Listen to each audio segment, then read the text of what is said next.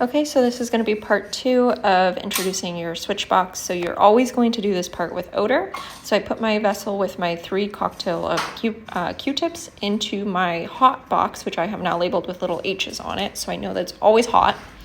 And I'm going to go ahead and get that ready, bring my dog out, and I'm going to start by placing my switch box onto the ground.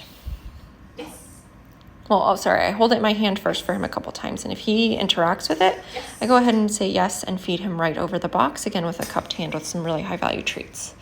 Then for Mango, because he's a bit more advanced with shaping and he's played a lot of games like this, I go ahead and lower it to the floor pretty quickly. Waiting for him to lower his nose into that box as far as he can go. His nose is a bit big, so it doesn't really fit in the hole all the way. So for him, my criteria might look a little different than your dog if their nose is a bit smaller.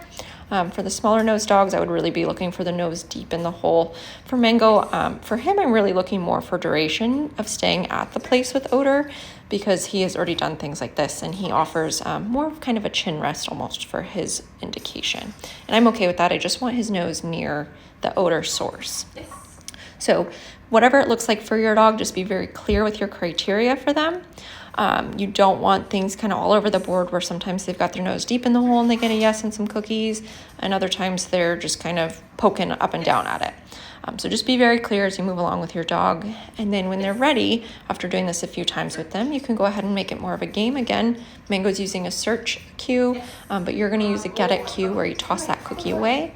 Dog comes back, puts their nose nice in that hole. Yes, feed right over your source and repeat.